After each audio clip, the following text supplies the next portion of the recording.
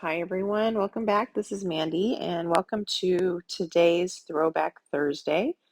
So today I'm going to show you a clock that I did a swipe on. And this is a 14-inch clock round. I got it from Blick. I have a link to Blick in my description box below for pretty much my non-color art type supplies. Most of it I get there. Anyway, in this particular instance, this was a commission I got when someone requested a clock with mostly purple and gold. So I grabbed all these random purple colors, and so this was one of the first ones like this that I did. So it turns out to be a lot more magenta than purple, but the customer really loved it, and I think it's very stunning the way it turns out. So anyway, I'm going to speed this up in a minute, but I wanted to kind of explain my process. So I'm putting down my pillow paint. Obviously, I'm using the Bloom recipe. This was quite a while ago that I did this. So I don't even remember if I actually used the spinner to spin it out. So you'll see, obviously, styles have changed for me, but I do think it was a fun piece. And these clock rounds are really nice. They're a nice size. They are quite large. So sometimes getting the clock hands that cover them is challenging. I managed to find some on Amazon. So this first color I'm putting down is Vavoom Red from Colourarte. And this is one of my favorite primary elements. I always love any of them that are like a red violet or a wine burgundy color. But this color really packs a punch. So don't forget you can save 20% on anything from Colourarte using my code, which is Mandy1120. It's in the description box as well. The next color is Permanent Blue Violet from Amsterdam. So you'll see that I really do use pretty much all the purples except for dioxazine violet or dioxazine purple. I didn't use that one in here, but I kind of just resorted to 3 or 4 purples. So, I mean, I'm surprised that it wasn't overpowering, but because of the gold, it actually turns out to be pretty nice. So, I'm probably going to need to speed this up a little bit. All right, next I'm going to use the bright iridescent gold from Glidden. At the time, before I had all these beautiful prism pour colors, this was one of my favorite golds, and I still really like it. It's a nice, vibrant yellow gold. Now my go-to golds are usually a prism pour gold or even a Colourarte gold. But this is pretty similar to Indian Spice, which is one of my favorite Colourarte golds.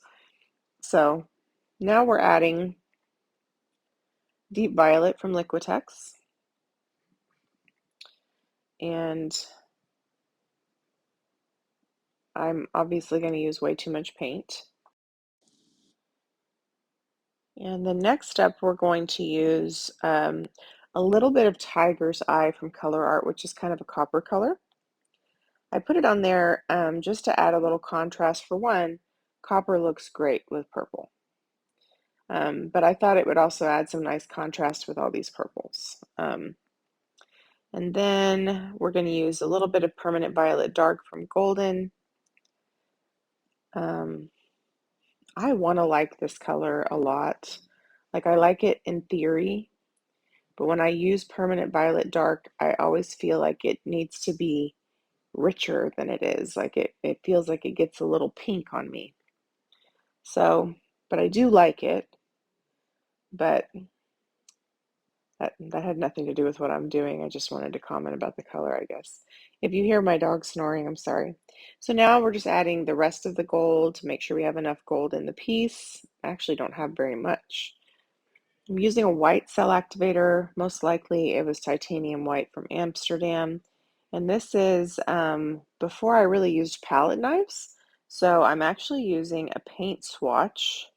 So, and I still think that's kind of nice for people who are starting off and learning how to swipe. It's a good, for one, they're free from the store. And then I'm just kind of filling in with some purples that I had left over. Um, so I would go and pick like the ugliest paint color at Home Depot and get like a stack of those. And so then I would put my cell activator on the end of that paint swatch. And because it's got just enough weight to be able to hold it steady, it actually really helped me learn how to swipe. So I'm obviously adding way too much paint. Okay. So sometimes I wonder if I keep adding colors because I'm procrastinating. But I think what I'm doing here is making sure I have enough gold so that if I swipe in the middle and then swipe on either side, I have gold on both sides. So you can see I put my cell activator on the card, and then I'm just gently swiping. We know there's going to be some movement beyond the initial swipe. So far you can see that beautiful Vavoom Red, and the colors look really pretty together.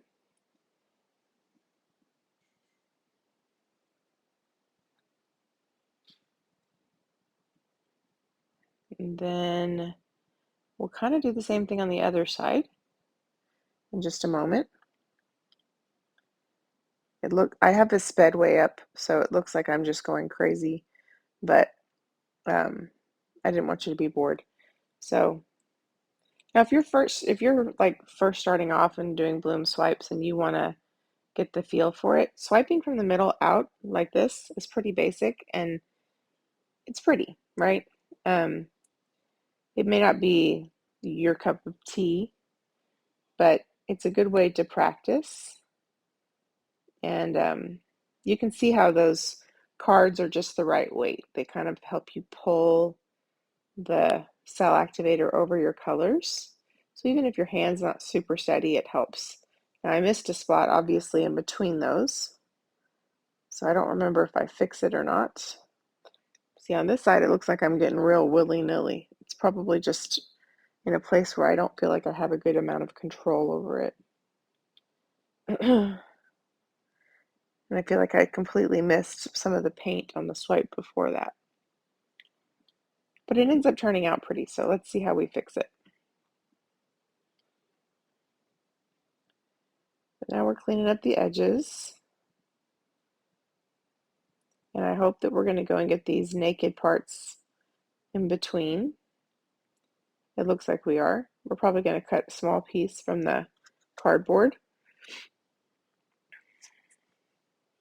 I hope you guys are having a great week. I'm getting this video out super late on Thursday. I was like, oh, it's Throwback Thursday. And I forgot to release it earlier, so oops. I don't know what I'm doing at this point. I think I'm probably doing something about these gaps. Nope, I'm not. I'm just going to wing it. So I'm going to tilt it because I don't really want the clock to just have a straight line across. I want it to have some variety. So we want some movement. So that's why I kind of decided tilting it would be better than spinning it, because then I could get some movement from that line in the middle and my swiped line. So where we have kind of the more transparent colors on the way out, I want that to move. So I hope that I'm going to stay in frame here for you.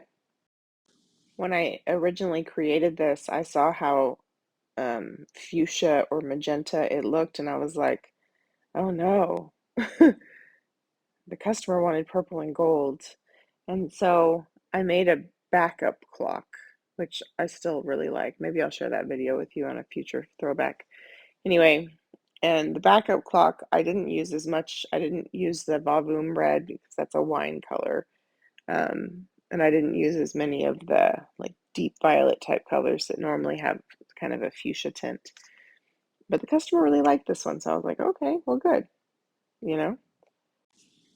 Now I did have some trouble finding clock hands that were big enough for such a large clock. I think I have them in my Amazon shop. But what I did is I bought the clock hands, and you'll see a close-up here at the end, and I spray painted them gold. And so after I spray painted them gold, I covered them. Here's a close-up for you. Oh, here's a picture so you can see them. So I spray painted them gold. So this is the resin finished result. I spray painted them gold and then I sealed that with a clear spray. So it's kind of cool. You can make the hands whatever color you want. So as you can see, we kind of tilted it so it would be a little off center. It really turned out beautiful. So anyway, thank you so much for watching. Let me know what you think.